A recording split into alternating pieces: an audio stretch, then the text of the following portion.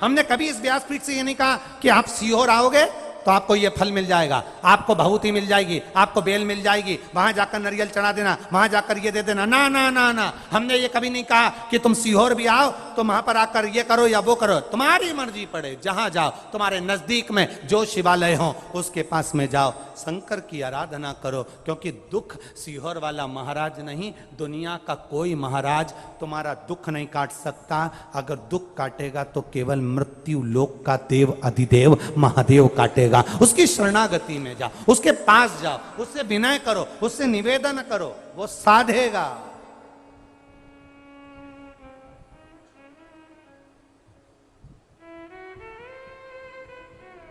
ऐसा कोई स्थान बता दो जहां शंकर नहीं है। नाथद्वारा जाओ तो एक लिंग जी हैं, पुष्कर जी में आओ तो अंदर शंकर भगवान नर्मदेश्वर बैठे हैं। ऐसा कोई स्थान बताओ, बद्रीनाथ जाओ केदारनाथ बैठे हैं, द्वारका जाओ तो नागेश्वर सोमनाथ बैठे हैं।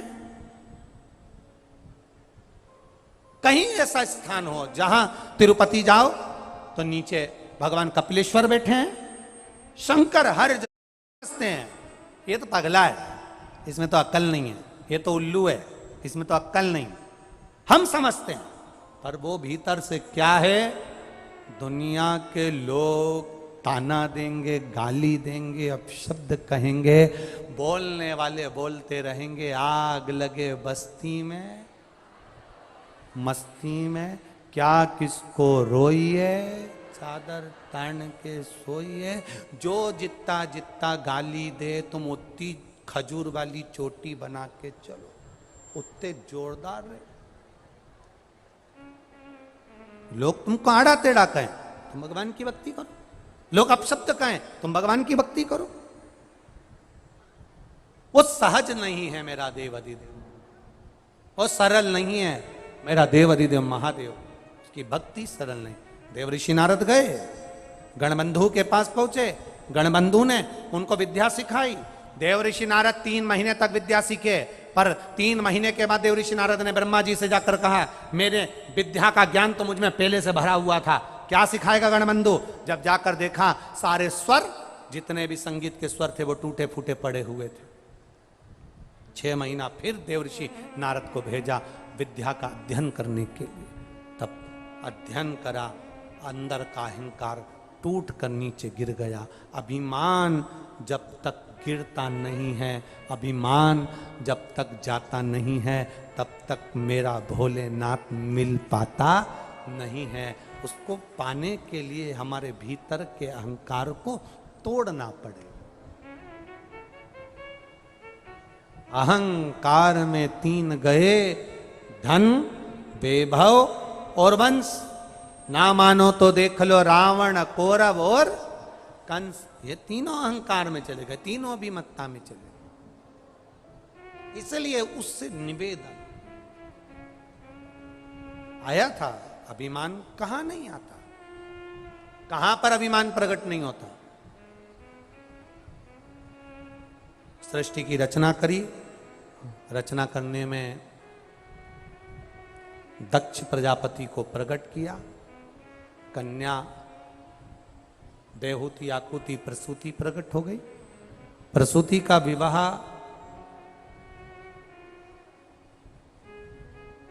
दक्ष प्रजापति के साथ कर दिया। माता प्रसूति जब दक्ष प्रजापति के यहां बिहा गई, बहुत कन्याओं का जन्म, फिर मांगा एक बेटी और हो जाए। दुनिया के पहली मां थी माता प्रसूति, जिसके घर में 60 कन्याएं जन्म ले ले, और इतनी कन्या जन्म लेने के बाद फिर भी मांग रही है कि मेरे घर एक बेटी और हो जाए, एक बेटी और जन्म ले।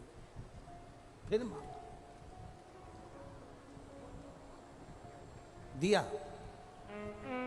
माता ने कहा कि मैं कहां बेटी ढूंढने के लिए जाऊंगी, तेरे घर में खुद बेटी के रूप में आऊंगी।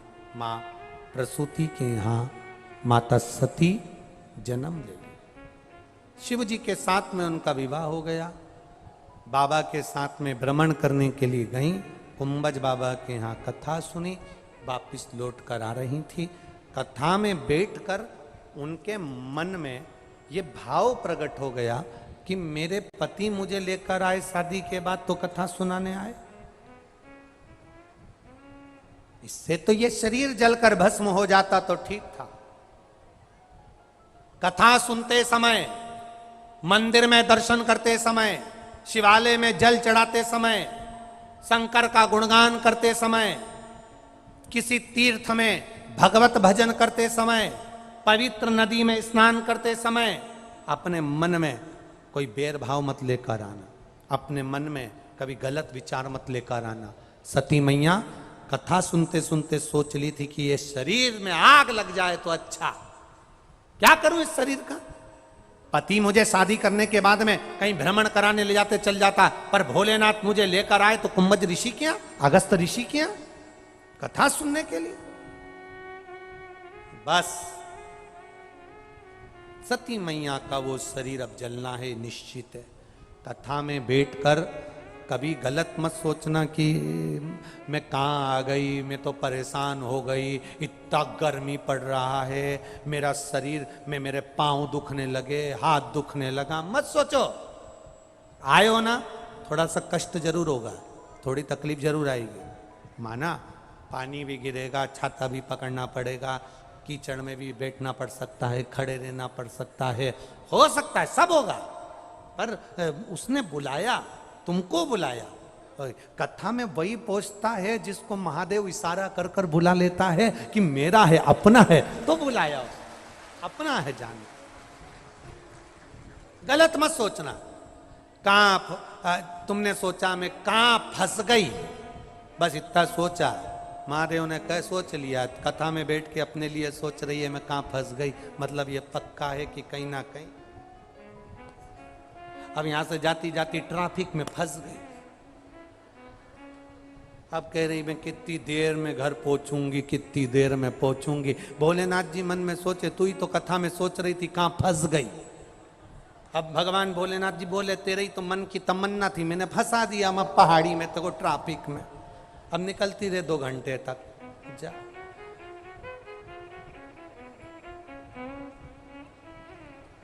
अपने लिए कभी गलत मत सोचो, ना दूसरे के लिए सोचो। अरे जैसा वो रखे, जाई विधि राखे राम, ताई विधि रही है, सीताराम सीताराम सीताराम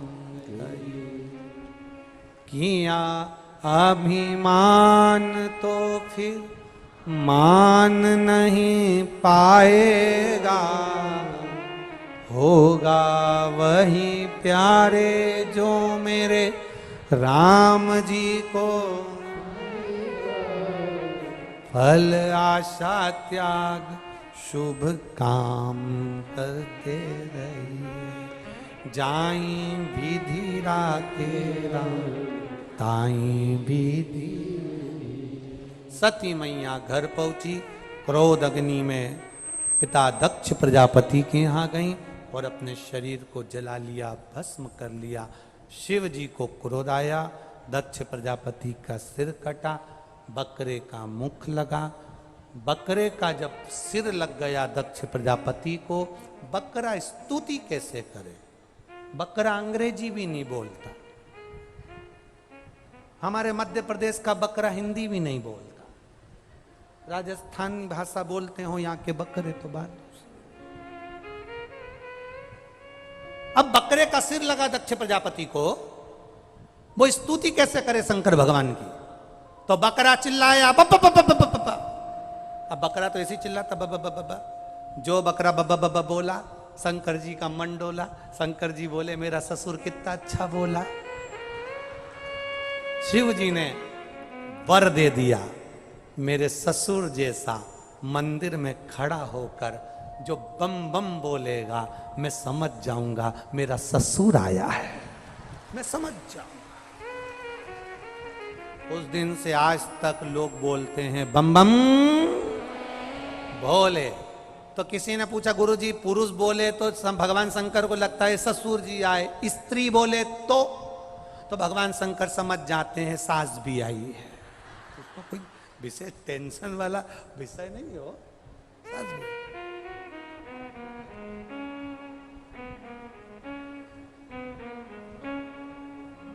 शिव शंकर सती मैया जो जलकर भस्म हुई, हिमालय राज्य के यहाँ मैनावती के गर्भ से पार्वती मैया का जन्म हुआ। सुंदर भोलेनाथ जी के साथ में, उनके भाव के साथ में तप साधना में लगी। एक भ्रम दुनिया के लोगों में फैला हुआ है। कई लोग कहते हैं पार्वती जी शंकर जी को भांग घोट घोट कर पिलाती हैं।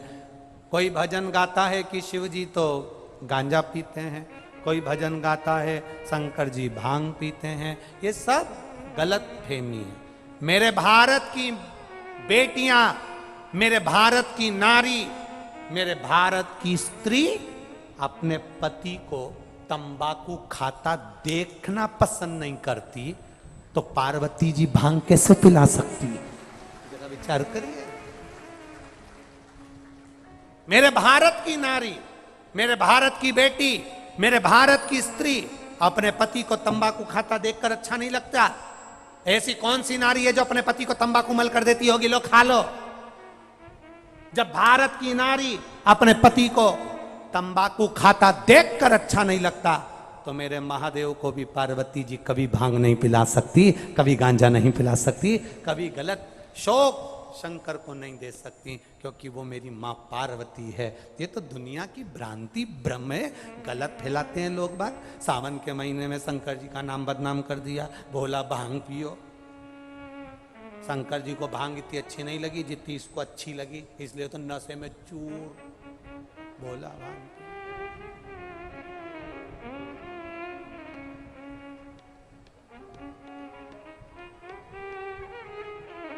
शिव जी की बारात आ गई, हो गए।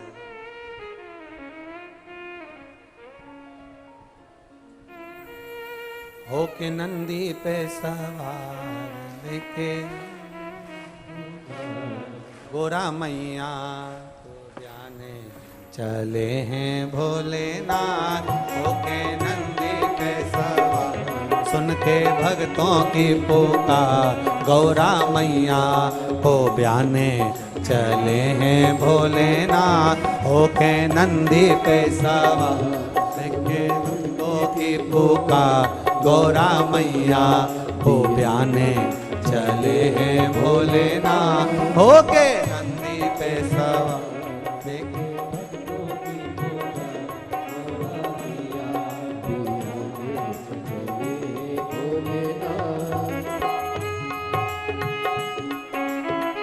पार्वती जी शिव जी के गले में जयमाला पहना रही हैं। जोरदार ताली बजाएं। अब भगवान शंकर पार्वती जी के गले में जयमाला पहना रहे हैं। जोरदार ताली बजाएं। हर हर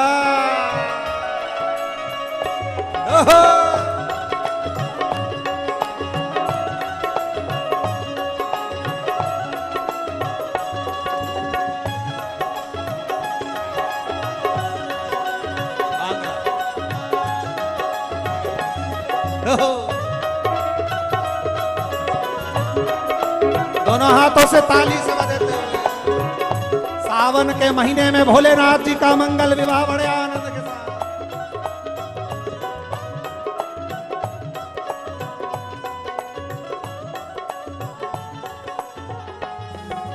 नंदी पे सवार भक्तों की पुकार, गोरा मैया से ब्याने चले हैं भोलेनाथ। होके नंदी पे सवार भक्तों की पुकार, गौरा मैया से ब्याने चले हैं भोलेनाथ।